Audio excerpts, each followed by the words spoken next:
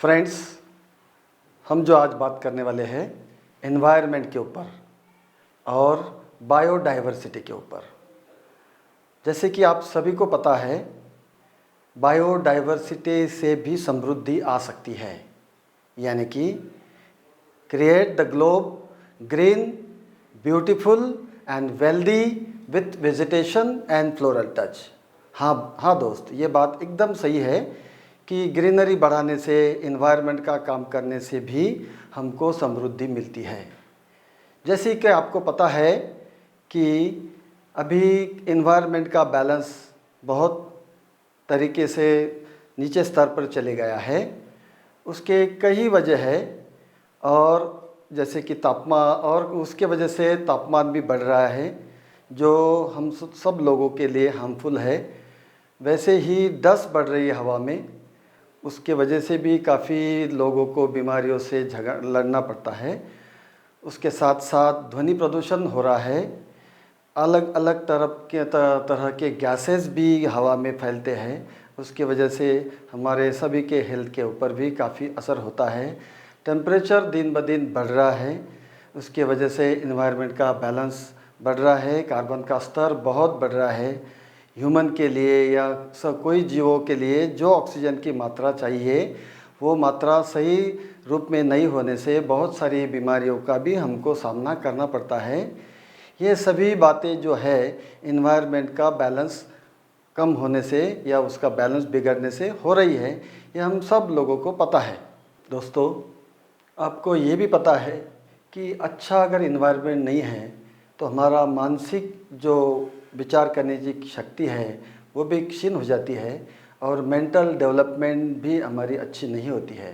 तो ये सभी चीज़ें ध्यान रखते हुए हम लोग इसका इन्वायरमेंट अच्छा होने से क्या बेनिफिट्स हो सकते हैं, इसके बारे में भी अभी थोड़ा बात करने वाले हैं।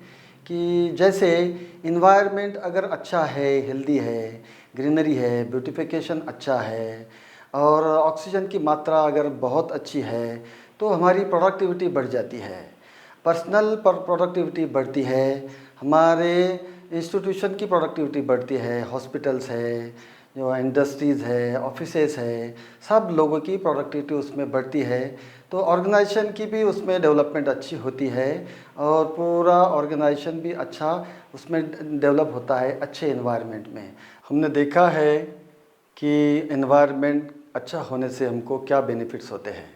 अभी हम लोग देखते हैं कि छोटे छोटे जो एरियाज़ है, जैसे छोटे छोटे जो इंस्टीट्यूशन है, घर है, बंगलोज़ है, इसमें हम लोग क्या कर सकते हैं। तो हम इसके लिए ज़्यादा ऑक्सीजन देने के लिए हम तुलसी के झाड़ लगा सकते हैं, एरिका पाम के झाड़ लगा सकते हैं, स्पैथीफाइलम के झाड़ लगा सकते हैं, जामिया कैल्कस बोल के एक वैरायटी है वो हम लोग लगा सकते हैं, ड्रेसिनाज है। ऐसे बहुत सारी वैरायटीज़ है जो नासा ने भी रिकमेंड की है कि वो ज़्यादा ऑक्सीजन देते हैं। ऐसे प्लांट्स हम लोग हमारे बालकनीज़ में, बंगलोज़ में, स्टेयरकेस के ऊपर, बाथरूम्स में, किचन में, ऑफिसेस में, हॉस्पिटल्स में ये लगाकर हमारी एनर्जी लेवल और ऑक्सीजन लेवल बढ़ाकर हम लोग आनंदी रह सकते हैं। और उसी तरह फैक्ट्रीज़ है, जो बड़े बड़े एरियाज़ है, उसमें हम लोग डेंस फॉरेस्ट, एक जो नया कॉन्सेप्ट आया है अभी, वो लगाकर वहाँ का एनवायरनमेंट अच्छा इम्प्रूवमेंट कर सकते हैं, वहाँ की वाटर लेवल बढ़ा सकते हैं, वहाँ की बायोडाइवर्सिटी पूरी बढ़ा सकते हैं।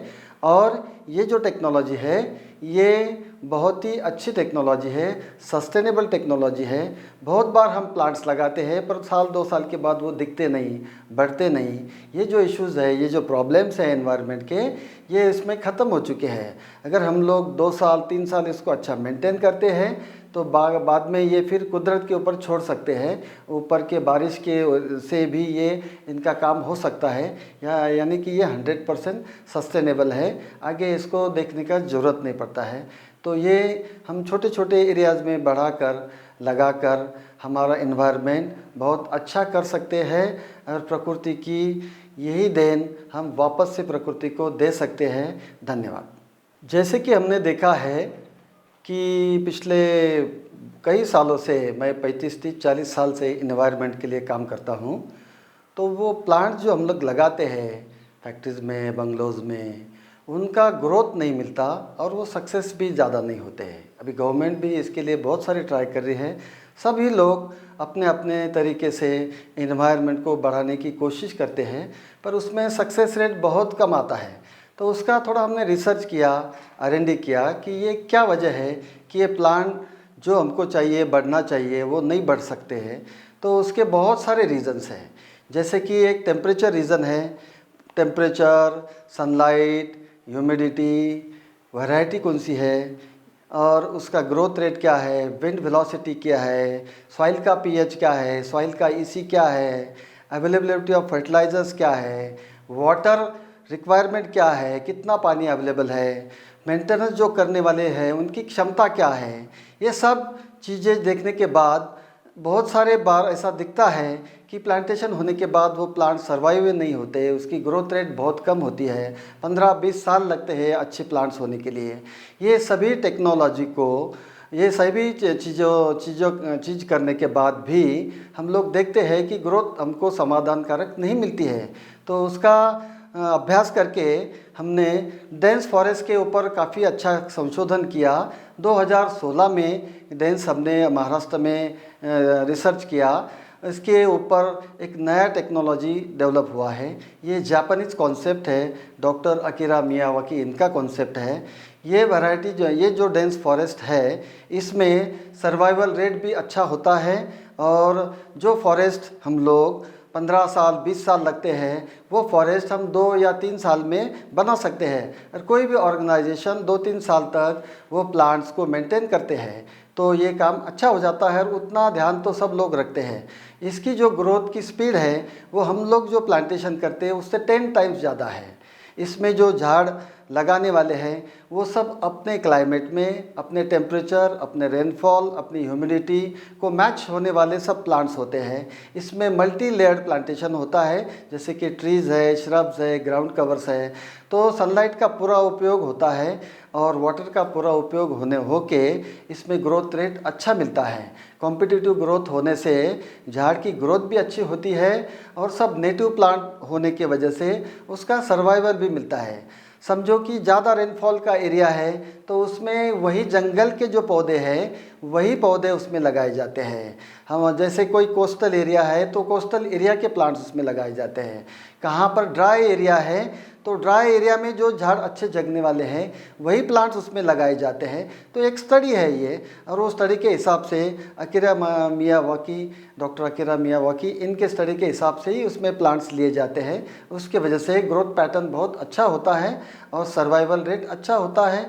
और अभी यही एक फ्यूचर है, गवर्नमेंट भी इसके लिए काफ़ी अच्छा काम कर रही है और काफ़ी डेंस फॉरेस्ट इंडिया में, भारत में और महाराष्ट्र में हो रहे हैं। इसकी हम लोगों को बहुत खुशी है।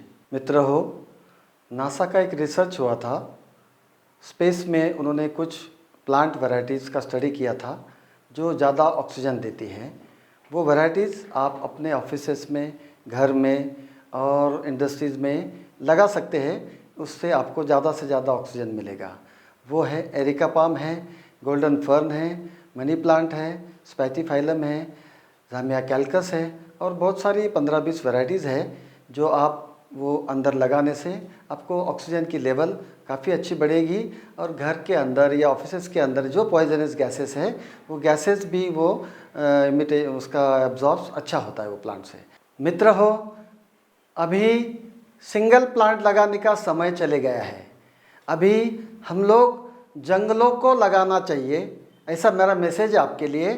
तो उसके वजह से आगे वाले पीढ़ी को हम लोग अच्छी हवा, अच्छी पानी और अच्छा इन्वायरमेंट और अच्छी हेल्थ दे सकेंगे। यही आप सभी से मैं आशा करता हूँ कि आप ज़्यादा से ज़्यादा डेंस फॉरेस्ट और ग्रीनरी बढ़ाएंगे। धन्यवाद। We are seeing the drought areas all over the India, across the India. Even if you see in West Maharashtra, there is also drought side condition. So now I am thinking to bring a new technique of plantation that will help to grow a plant very fast. I took a research on different methodology available across the world. So now I found one methodology, that is a Miyawaki methodology. The result is tremendous in the dense forest. So now we are in the field of making a dense forest as a socio-commercial perspective. whatever the making of dense forest, it also matches our vision, that is create globe green and with vegetation and floral touch.